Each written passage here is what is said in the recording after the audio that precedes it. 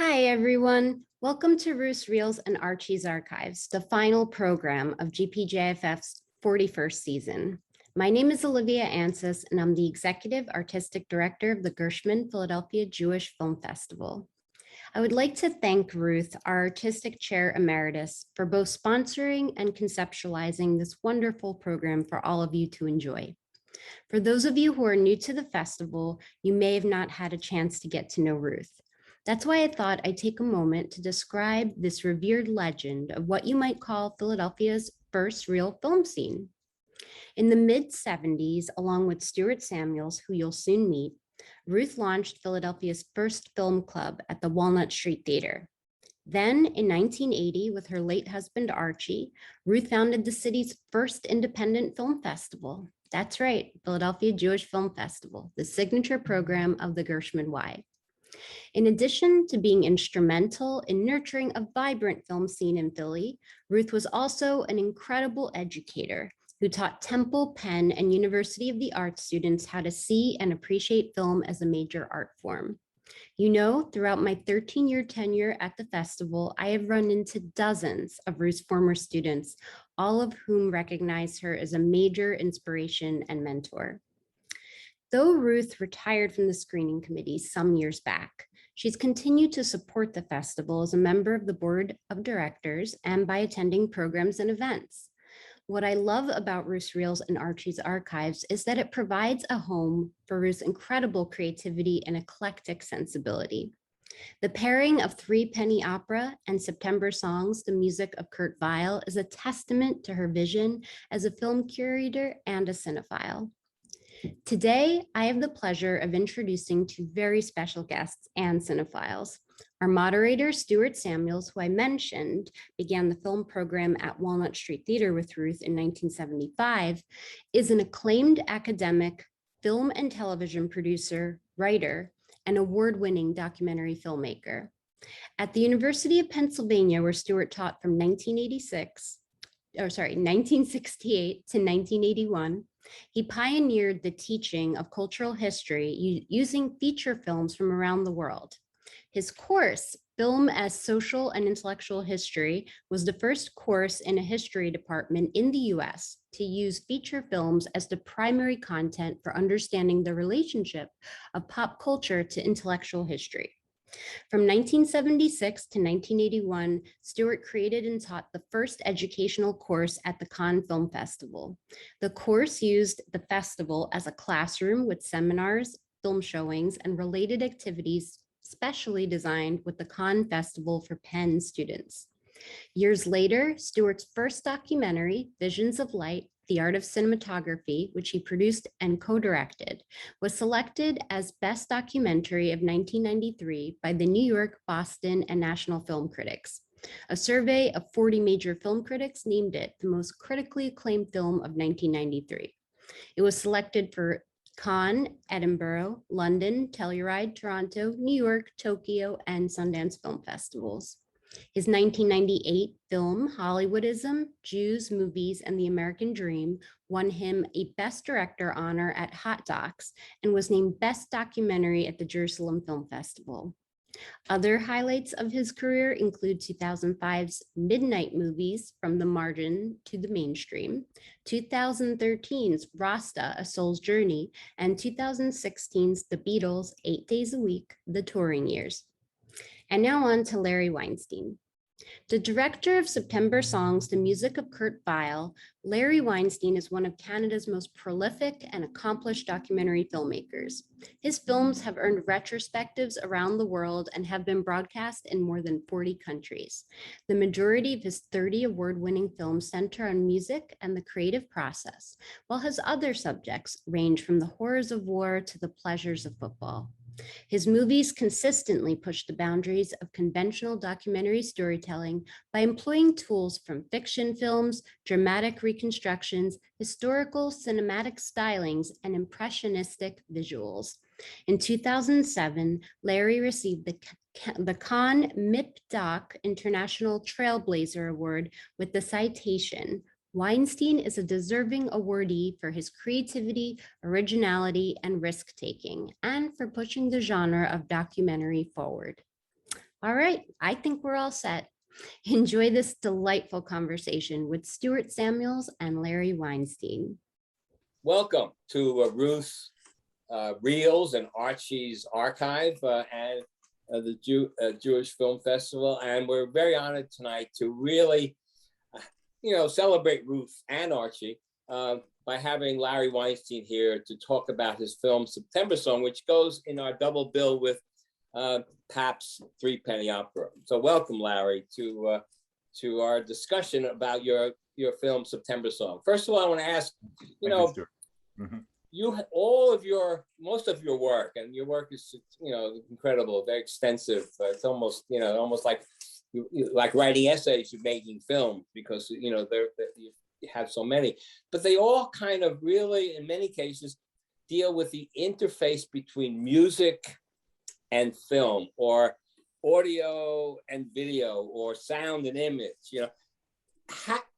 And music has its own territory, and film has its own territory. How did you come about wanting to go into that kind of exploration and experiment? And then we'll talk about and then if you can talk about how you got into using September Song as an expression of that.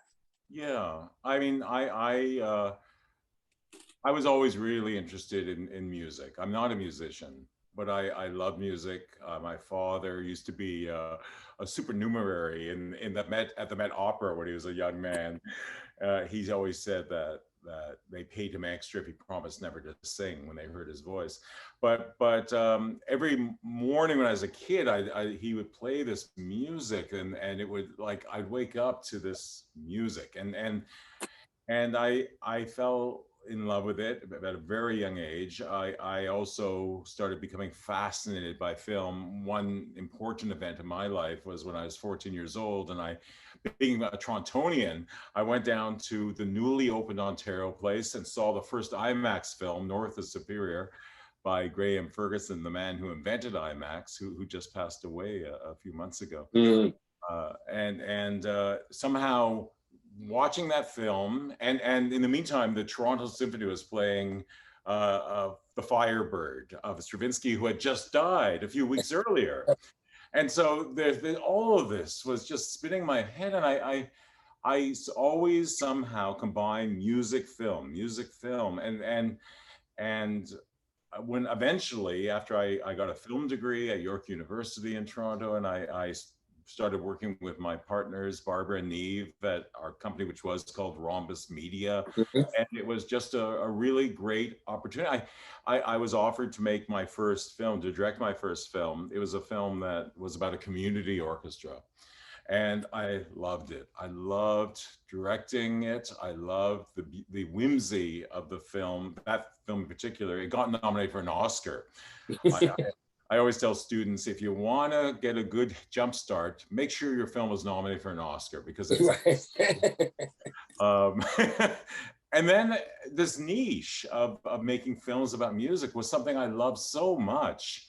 But I realized right away that music is, of course, an audio thing, and you could just as well make radio shows, and so it was incumbent upon us, the filmmakers, to make it visual. And there have been a lot of great visual music films, of course. Yes. Well, one of the things I found, at the opening of your September Song, you have a quote from Kurt Weill.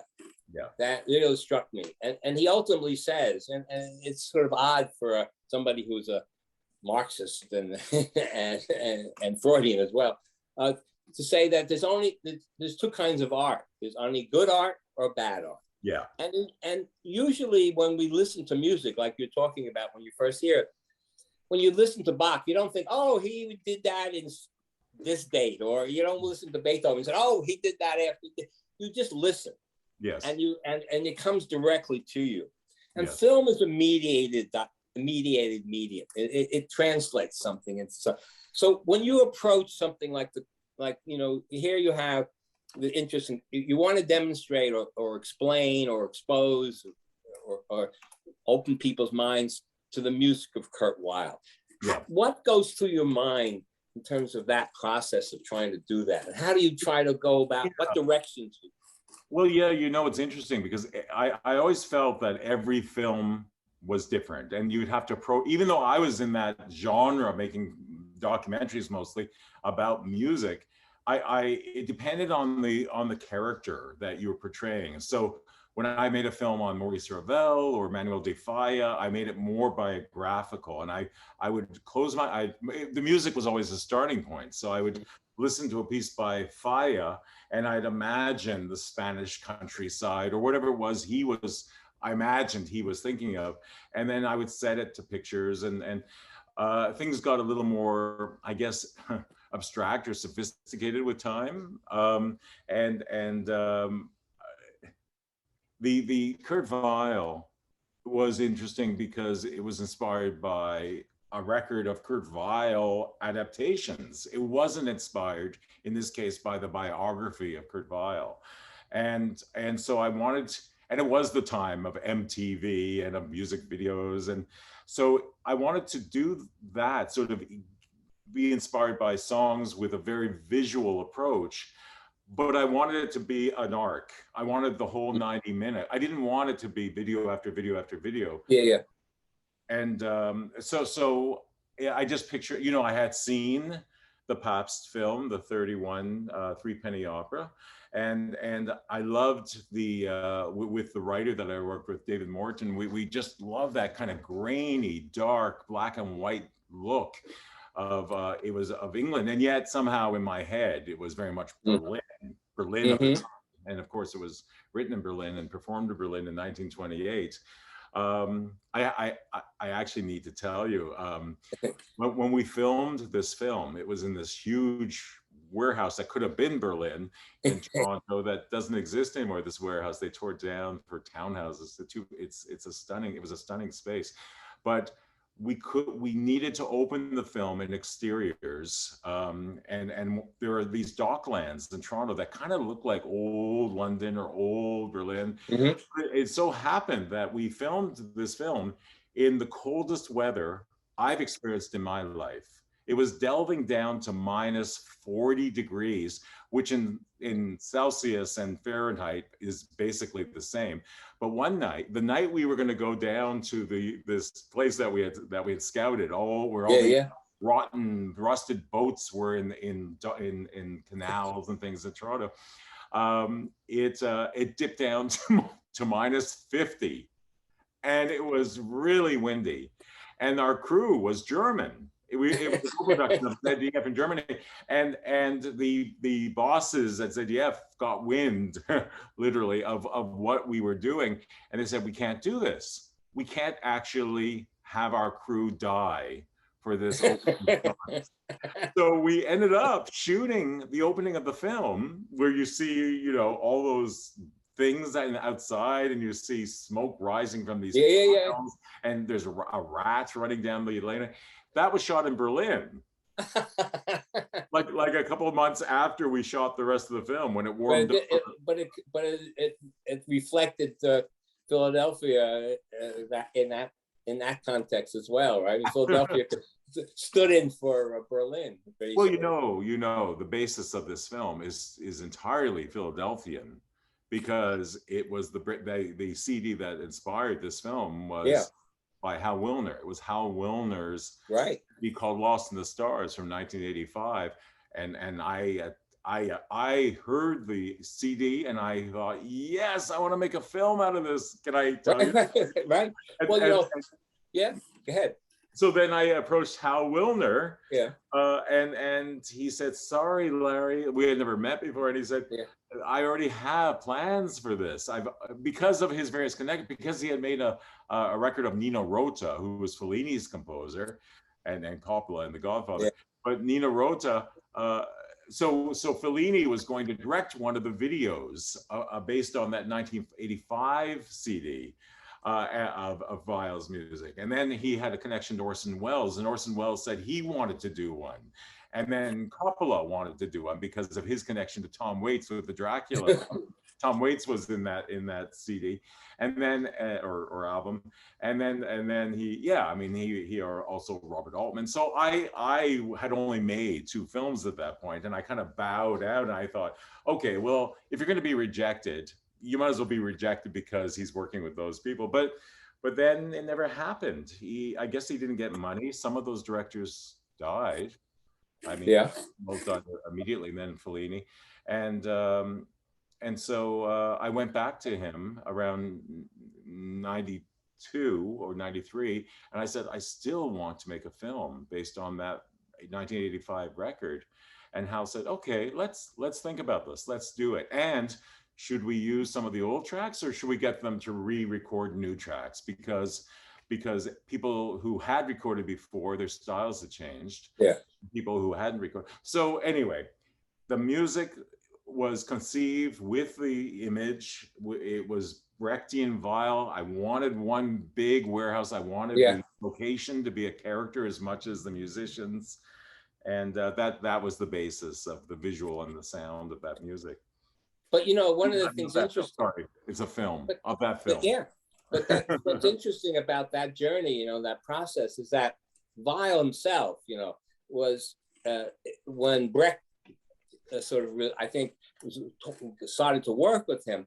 What Weill was really doing was going back and looking at the various kind of iterations of music. The folk. It was a search for music as not just classical or operatic or high culture, but he was always interested in music as an expression of people. That's where his Marxism and so forth, and that's where his connection to Brecht happened. Now, when you do this, you take it out of that context. You have the songs, you have the artists who bring something different to the work.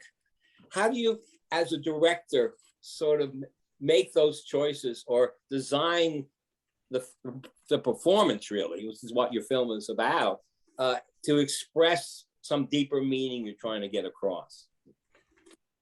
Yeah, and this I have to say, this film, which was a real joy to make, was like the most collaborative of collaborations that I had ever experienced, really probably my whole career, in terms of working with those designers like Michael Levine and Marion Wehack, and the DOP was involved at every step of the way, and the writers, and even the editor was brought in early on for his, like we really wanted to conceive a piece. It was a real challenge because it was all set, other than that opening in Berlin. Yeah, right.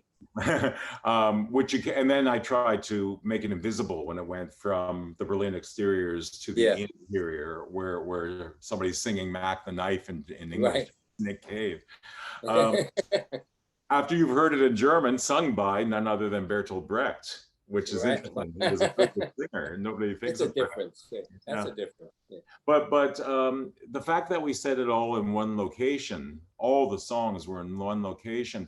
Mm-hmm. So we wanted to use for the early part of the film, because there's a certain not so obvious chronology in the film too. Yeah.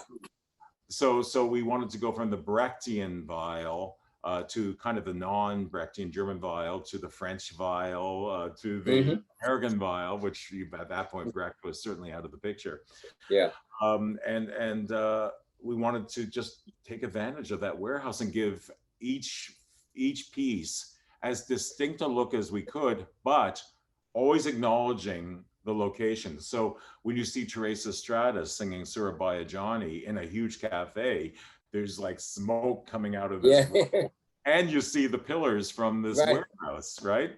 And likewise, almost all the songs, even when it looks like a nightclub in a way with Betty Carter, you're very aware that you're in this big iron, in this big space. I mean, that's kind of like, it's like smoke and mirrors. I mean, this is what the function of this is one of the interesting things about film, is always the notion of film. Music's been around forever.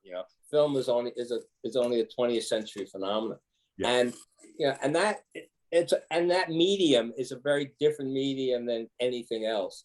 So when you approach filmmaking, what is it? you know, you're not a documentary filmmaker. In fact, you don't like even some ways facts don't get in your way, because you're more interested in communicating an essence, maybe, you know, that was what appealed to you, particularly about Weill, that he can transcend his period, his time, the people he worked with. There was something uniquely special and direct about Weill that you connected to, that you, in all your works, that you feel needs to. How do you express that? How do you find that? How do you demonstrate that? The big challenge with these music films has been to somehow humanize the subject. Even if you're working with someone who has generally as despised, unjustifiably, I think, as Arnold Schoenberg, it's a matter of how do you present his human side so people understand what his passion was all about. Kurt Weill, ironically, if I may say this, and I'm going to say it anyway, was biographically maybe the least interesting of a lot of the composers I've done, and because I always saw, he was the son of a cantor, and as was Al Jolson, as was Harold Arlen, who I later on made a film about with Hal Wilner as music producer, but there is something about him. I always picture this Talmudic Jew studying. he's into his art. His wife also was so wildly interesting. Yeah, and very much the opposite. Almost a kind of a fierce fire, that burn. Yeah, that's right. And I think they was like these opposites attracted. I think she was all passion and she raged, her personality, whereas he was very subdued. Yeah. But music was brilliant, and it has a flavor. It has a flavor the way I would say Chopin's music has a flavor. You can almost smell the perfume of Chopin's music. Yeah. And you can feel that a bit with Claude Debussy as well, or some of Wagner's music for sure as well. I mean, certain composers have this thing, and I think Weill had that thing, which was, right after I made the film on Kurt Weill, my next film was on the German composer or Austrian composer Hans Eisler, who actually collaborated with Bertolt Brecht more than Kurt Weill did. And it was while making that film, I'm just thinking of something you said, that Bertolt Brecht sort of referred to the fact that he thought he didn't want string sections in the music because he thought that represented the bourgeoisie. Right. Yeah. Whereas he would prefer to have saxophones and things that were much more current, or what we perceive to be current. Of course, the saxophone was around since 1841, but that's beside. But that also informs, like, if you look at your film, there's some performances that are uniquely the individual and not much I mean, like Carter, Betty Carter. I mean, that performance that you got out of her, and even though you put people in certain context, it wasn't so much the context that really talked to you directly visually, but it was passion or the integrity or the directness of the performance, whether it be William Burroughs talking or whether Carter talking. I mean, that's a gift in some ways. How do you do that? How do you get kind of tease these kinds of people's performances in a way that gets you that thing on the screen and captures that? Well, I think this music is, I mean, we had a lot of songs to choose from, and I always felt like I was a kid in a candy store, because here's all this talent that Hal Wilner was helping us get for the most part, and because he had so many connections, and here's this incredible music, so it's mixing and matching. And of course, we chose a lot of music for performers that ended up not being filmed in the film. I mean, we used everything that we filmed, but there was a lot of people who had to drop out, and some of our best visual ideas with some of our best performers are not in the film because we didn't.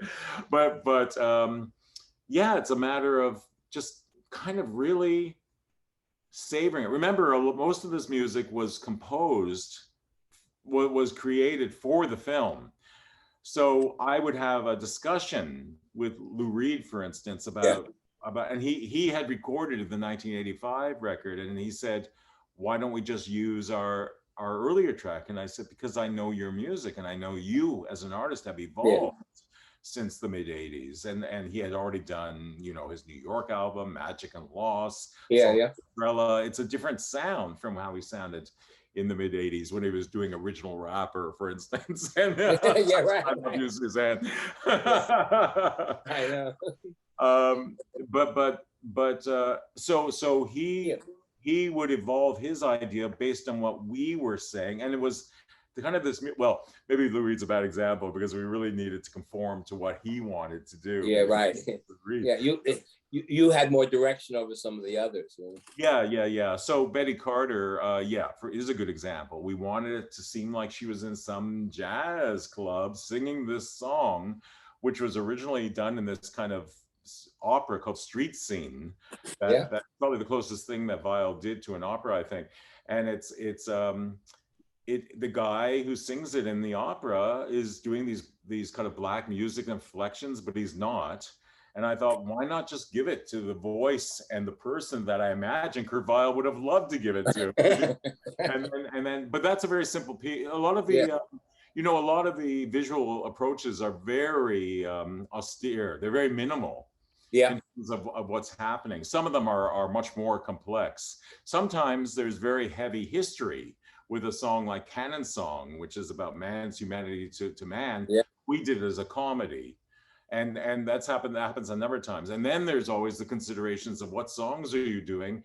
And if you don't want too many serious songs next to each other, you want to go from one to something lighter, to something romantic. Do you want to go? So you hear about Hitler, the rise of Hitler, and Kurt Weill almost being lynched in a crowd. And then you go to that beautiful song, "Oh Heavenly Salvation." But the set is on fire. You see fire all over our set. And then it goes from that, which is very dramatic, to the sensuality of Ukulele Tango with Teresa Stratas singing, and these beautiful people dancing, all of them not dancers, just people we cast, extras who are dancing with dancers, but there's ultimate sensuality to that, and then that goes to one of our little it was just a matter of how do we texture this thing. You know, with classical symphony, you often have a fast first movement, of a slow, very cerebral middle movement, and then a fast movement, and that's what makes it interesting, the contrast. So we have to do that. That it's a musical arc rather than a traditional narrative one. Yes, and yet we wanted to impart some information, but through these sort of pseudo documentaries that have no talking heads. And I didn't want to interview the musicians, even though lots of them had stuff to say. But I really that wasn't what the purpose of that. You know what I kept thinking also, and I think you've hinted at this too. I wanted to think about Brechtian technique. I wanted to, so every time you see a close-up of someone singing, but then it pulls down and you see the girders of the factory, that's supposed to distance you and make you think, oh yeah, I'm in that space. This is artifice. And music is so strong. I'm being pulled in. And this was always a constant struggle. Well, that tension is really kind of, in some ways, that tension is what really makes these things great, because it's the interface, it's that kind of vortex of when these things meet that create that spark. And that's one of the interesting things about, the today, in some ways, a lot of people are using history to undermine genius in some ways, by cancel culture. Somebody did something, you kind of like Woody Allen is a good example, that people can't see Woody Allen's films the same way they did before after watching all these documentaries on him, because he becomes something in your mind. And it's the same way with this music. A lot of the music is identified with famous, a lot of Lenya singing Knack the Night. You're really going up against almost classical images that you have. Bobby Darin does Mac the Knife. So how do you, what was your process in terms of wanting to do something different than what had been done, but still kind of truthful to Weill's kind of essence or his spirit. Yeah. Yeah, I mean, I wanted it to have a certain eccentricity and extremity, like you say.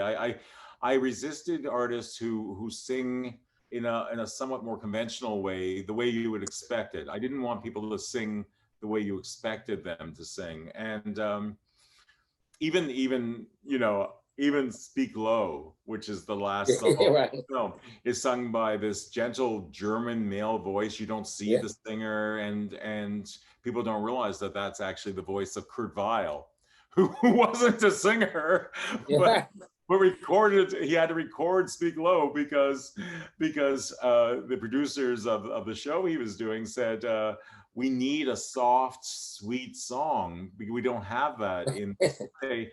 And and you only have a few days before the play opens. And he said, okay, well, I can do that. But then he recorded himself singing at the piano so the singers could get the song and hear what it sounds like, because there was no time for rehearsal. And I saw that tape in the Weill Foundation and grabbed it, heard, and thought, wouldn't this be great to put some instruments behind? And we got Fred Hirsch, and then Charlie Hayden plays to it, and then because it's Weill's voice, I thought, wouldn't it be great if this were danced? It's so sentimental. Maybe we can get a dancer who looks like Kurt Weill, and a female that looks like Lotte Lenya. Right. And then we can put the images, this image of Weill and Lenya behind them, which I thought, which is dangerous that they don't look enough like them, but they did look enough like them, I think, for that to work. Yeah. But I mean, it's a matter of trying to keep each performance distinct, trying to. It is about that quote. I think the whole quote is, I've never acknowledged the difference between serious music and light music. There's only good music and bad music. Bad music, right. But yeah, so we decided, let's go for real jazz, which he obviously was inspired by and loved. Let's go for something more classical with his orchestrations that Teresa Stratas would do. And in a way, I think Teresa Stratas singing an opera-like approach to these things is in a way as extreme, because you don't expect it. You expect the more popular versions of the Weill renditions. So, well, the same with the rappers. And then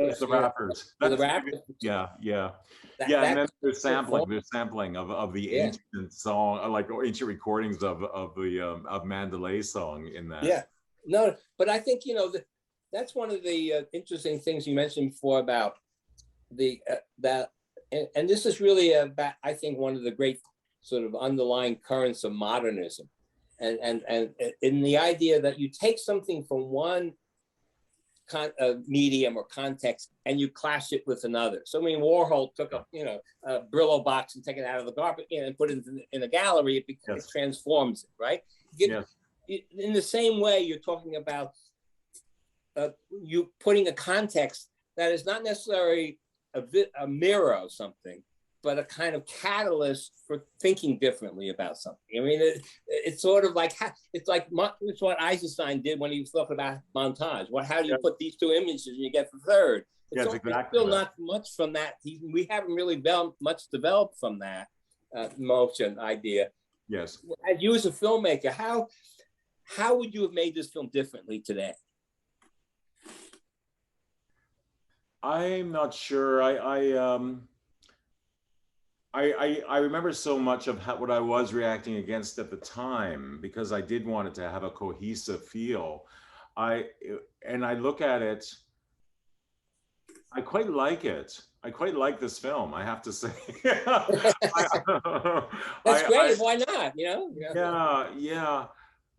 I don't really look at my films that way. I feel like the Inuit artist who gets the piece of soapstone and carves in and knows the animal is within. Right, Michelangelo from the stone, right? That's right. You want to believe that what you end up with is the inevitable thing, and that anyone with those resources who was a filmmaker who was interested in music would have created the same film. Yeah, it's not all about me. It's about that this is what it wants to be. I think I miscalculated when I did my Harold Arlen film. I made it more biographical about Arlen, and it had a lot of performances like these performances in it. It feels lopsided, whereas this film, somehow it just sort of came together. I would have probably invited, like, you know, there are a lot of artists that said they would want to be in this, and Yeah. for one reason or not, they couldn't be, or I inadvertently rejected them without knowing better. Yeah. It was worse with the Harold Arlen film when Hal said, "Hey, I think I can get Bob Dylan," and I said, "Bob Dylan? Why would we want Bob Dylan?" And he said, "Because he's Bob Dylan." And I thought, "Oh yeah, I guess he is fairly famous," but it was too late because I hesitated too long. But you know, but yeah. that issue is very much like what Pabst was dealing with when he was, you know, when he was trying to translate Brecht's theater and Weill's play Yes. into film. I mean, I always found that the film itself is, you know, kind of a brilliant failure, you know, in the sense, because he's trying to do the same thing you were doing in some ways. He's trying to go from film as silent to film as sound. He was one of the first sound films he did. And you can see the tension in the film between him trying to make the camera move and swirl and this and, you know, and all these great moments of visual space that he had before and lighting, and then going to a very static image of somebody just talking to the camera because he had to get somebody say something, and people had to believe that it was real. Yes. So he was trying to merge silent and sound imagery and create a language in the same way that you were working out of a language that was coming. You had the language of traditional. When you hear the word Brecht or you hear the word Weill, all of a sudden it conjures up kind of a whole landscape of imagery, and yet you're living in a different period when music has taken a more pop feel to it, and a continuation of what Brecht and Weill were trying to do earlier. Do you see that kind of evolution of the way in which image and sound and your own expression of music through image changed over these years? You mean in my own films, or yeah, in all films? Yeah, no, in your own, personal sense. Oh yeah, I mean, again, each film is different, and I had the crew that I worked with, the camera people that I worked with, the editor that I worked with, the post-production sound people that I worked with, even Hal, having worked on a couple of films, and we discussed other films. I always felt like I wanted to do something different with each film. Let's go on an adventure together. Let's try something. Let's not fall into a rut of style, the way I feel like certain documentary filmmakers. I mean, documentary is this is not really a documentary, right? I mean, even the documentaries within this are all very strangely unconventional to convey documentary information, and then there's huge amounts of artifice. Some subjects scream for cinema verite treatment. Some want something different. Some are hybrid. Some want sort of dramatic with documentary. Some want entirely dramatic, but sometimes you just insert a little documentary within it. Yeah. Oh yeah, this isn't a fantasy. This is real. Yeah. In the case of this, yeah, I just saw it as this huge, rich smorgasbord of music with different flavors, and I don't know if I'm hungry. I keep talking in terms of flavors, and yeah. So it's not. So yeah, when you ask me a question like how would I have done it differently now? Well, I probably couldn't have done it now because you can't get budgets for films like this. I don't know. Maybe Netflix would disagree. In Canada, you might be able to still get it. No, not really. Not really. No, I know we have certain funding structures here, but we always envy the filmmakers in the States who know how to get private funding or have connections to Netflix or, you know, Apple TV or Amazon. Yeah, right. Yeah. I don't know. I don't know about whether there's been a real evolution because my very first film about the community orchestra, quite recently I've made a couple of other films that are closer to its style, just because the subject wanted that. Yeah, right. Yeah. Is there anything, you know, is there anything specifically Jewish in Weill's music that you found, or that in your not in terms of religious, but just in terms of content, the way in which you see the world. Was there something unique about that opened up this kind of dialogue between the music and you? And is there something that's particularly ethnic about Weill's kind of whole contribution? I've never really thought about Weill that way, even though, as we mentioned, he was the son of a cantor, and obviously that affected certain harmonies. There's a lot of minor key. There's this profound sadness. I think about how Cole Porter used to say, in order to succeed on Broadway, you had to be able to write Jewish. Right. Well, in Hollywood, the other thing was you had to look what Protestant. You write Jewish, but you yes, yes. But there's something maybe in the soulfulness of that. I mean, the fact that he could come up with something like Speak Low so quickly, and it's very minor, and it's very in its key, and or September Song, but there's also that political questioning. I mean, the left-wingness was very much a Jewish kind of thing. But Weill, I don't think of Weill as being particularly. I mean, Brecht was left of Weill. Yeah. And Hans Eisler, the next composer I did, was left of Brecht, and got in trouble for it. The Committee of Un-American Activities when it came to music in Hollywood. Weill was on the fence a little bit. I felt both politically, religiously. For him, it was all about art and music and I think you can hear the infusion of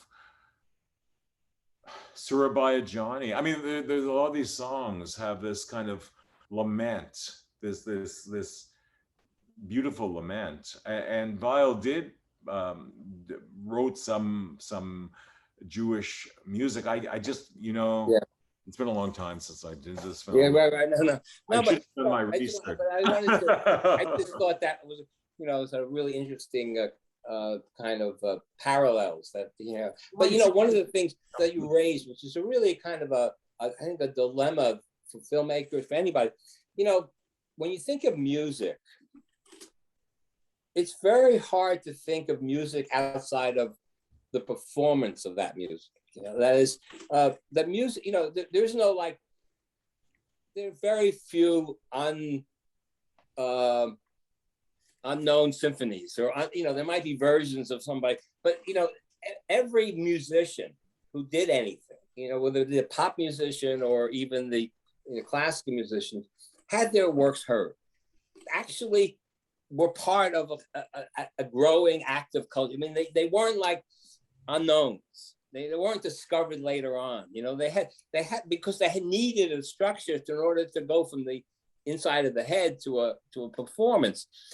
That's a real interesting creative process in terms of the fact that music is so uniquely. There are lots of poets and writers who never published, and we find their works later on, and we discover them as the greatness in that. But I don't know if any musicians have that same quality to that. You have in the States, there was Charles Ives, who was basically an insurance salesman. Right, that's by the way, revolutionized the idea of life insurance. The modern day life policy is based on Ives' brilliance. Personality, right? But he had hidden his scores in a barn. But like Kafka. Kafka wanted all his works to be burned afterwards. And of course, I mean, on another side of things, there's poor Beethoven writing this work that can't even hear the performances. Yeah, right. Yeah. I mean, I would argue he composed better because he was basically creating music for an orchestra that could actually play his music, because the orchestras were not great in his day. So he always had those limitations. Once he was deaf, he no longer had limitations. He could compose for the future. And then there were people like Arnold Schoenberg who would say, I'm composing for the future. This is the music of the future. I know I'm like it now. Whether he was right or wrong is a whole other thing. Music is what's your question, though? Well, I think right. No. It was really more of a comment about the fact that as a medium, I always look at what's unique about a particular medium, and music has always had this sort of history of people talking, it's the only universal medium. Everybody can understand it no matter where they are. You don't have to learn it. You Yeah. think, boom, music, sound, whatever. You know, you got it from the skies and everything. You know, film is different, writing is different. All the other communication things are very different. And you alluded to it. But you know, music is different too. How is it different? How do you see that as being different? You know, music is not necessarily universal. When I spent time in Bali and went to their conservatory, and I made a reference to the fact that I was making a film on Beethoven, they didn't know who Beethoven was. And I went, what? Beethoven, you know, da, da, da, da. And they go, they knew gamelan music. And when the composer Colin McPhee, who was a Canadian-born composer, lived in Bali in the 30s, he played Bach for them, and he played, they kind of liked the rhythm of Bach, but they didn't get Beethoven, they didn't get Brahms, they didn't get any of that stuff. But then he put on a record of Louis Armstrong, and the Balinese friends he had loved it. It's like they got it. They got those jazz inflections.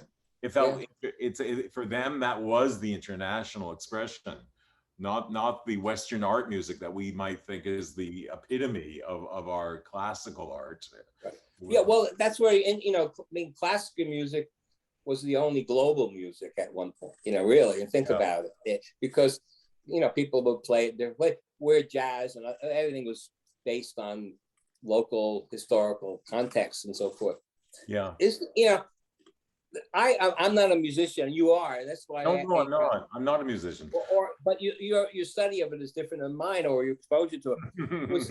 And I always pictured music as being something that's all the musicians and pop musicians I've done documentaries on or things like that. I've always looked for how they are like the vessel or the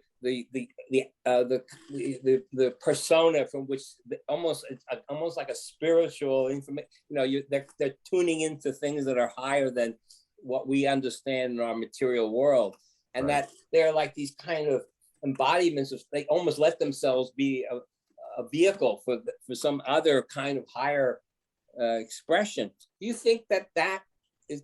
Music has that ability? I mean, I'm sure other things as well in terms of creativity and insight, but is music particularly open to that kind of ability for somebody just to open it up and become a vessel for the sound? Yeah, I mean, you know, as a little sidestep to that question, the reason music is so appealing to me is because of all the arts, it feels like the most transcendent. And there seems to be, when it's done in a certain way, with a certain, I guess, seriousness or earnestness or spontaneousness, I don't know what it is.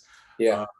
None of the other arts quite are the same. There's something that reaches. I mean, everyone talks about the music that they love, and it's very, very subjective.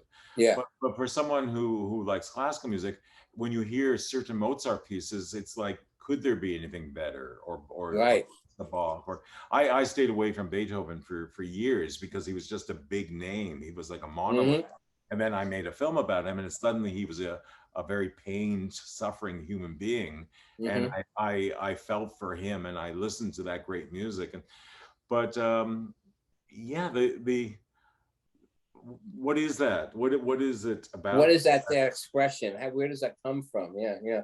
I mean, insight is different, you know, like a filmmaker, you have an inventory of images that you've seen, films you've seen, and, you know, and you can see that in Pabst when he's using certain things in his, and so you rely on them. They're kind of friends and things that you kind of believe that all these things are somehow mystical. And I guess a lot of things, you know, it's funny.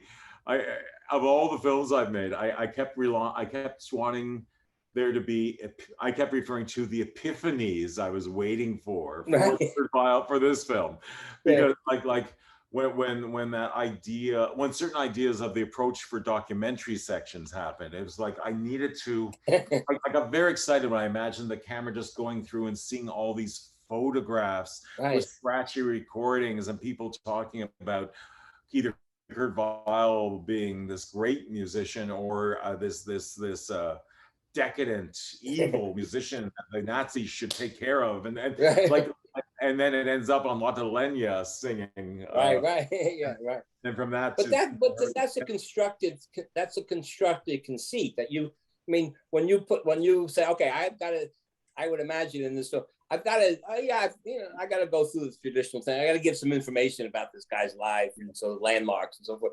But it wasn't just that. It was like, okay, your mind then went to a space. Okay, how do I express something? Necessarily you don't think is that important, but at the same time you want to get the feeling.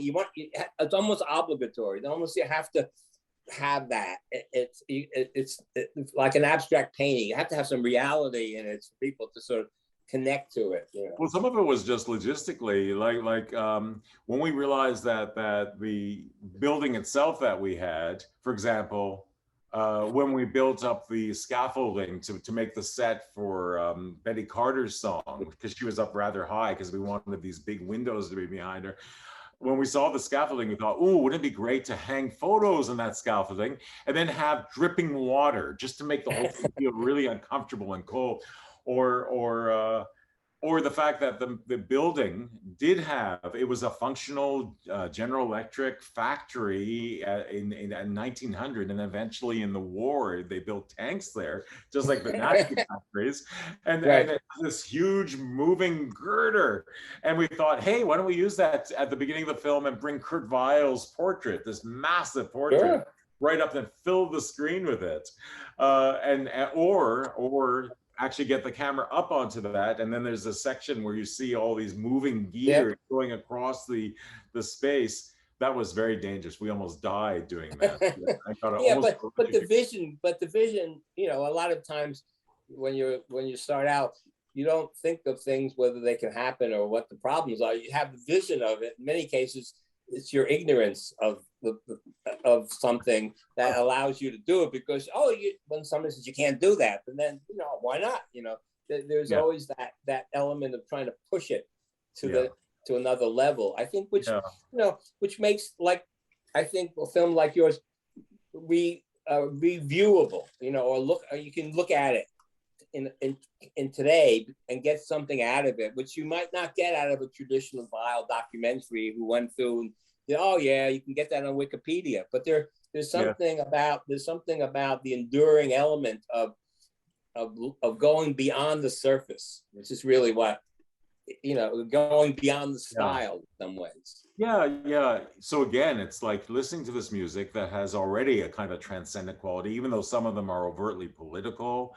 And either getting into the mystery of that, whether it be Lost in the Stars of Elvis Costello and the Brodsky Quartet with these kind of universal stars thing, or having fun with it with this song Aggie's Sewing Machine from Johnny Johnson, and doing a whole Busby Berkeley thing with it. Right, that's fabulous. Look what happened. You can see the difference between the use of your Busby Berkeley thing, and if you looked at Manuela's recent Into the Heights, he has a Busby Berkeley sequence there, and you can see the difference between using it for something really important rather than using for something just visually different. That is the kind of both the curse and the promise of film, is that you can take something, you can take the slitting of an eye today and do something different. You can't do the same thing Buñuel did. But you can, because that's been done. Everybody, that's easy. But although watching an eye being slit it has never lost its power, I find. Well, you know what, David Bowie. I interviewed David Bowie once. David Bowie, during a period of his time, opened up every one of his concerts was showing Shannon Deleuze. Really? Yes, every concert was opened up in darkness, showing this film. And he said he made the comment, I just wanted to open people's eyes. This is literally. Oh my goodness. Literally. Literally. Yeah. Funny. Yeah.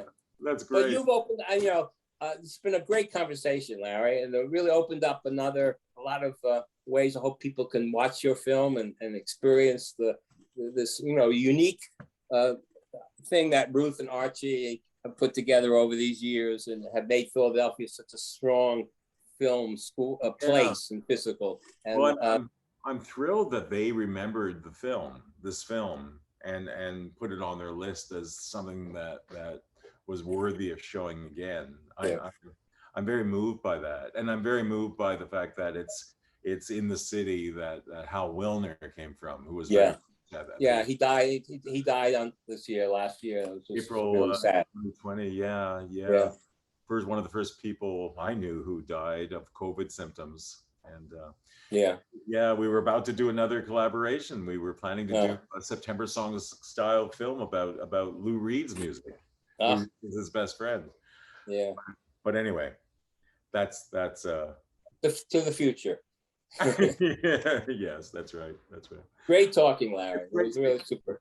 Thank you very much. Your questions are wonderful. I didn't really answer all of them. Well, it's really helping other people be able to appreciate your film much better.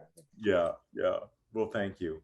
And I thank the festival so much for this.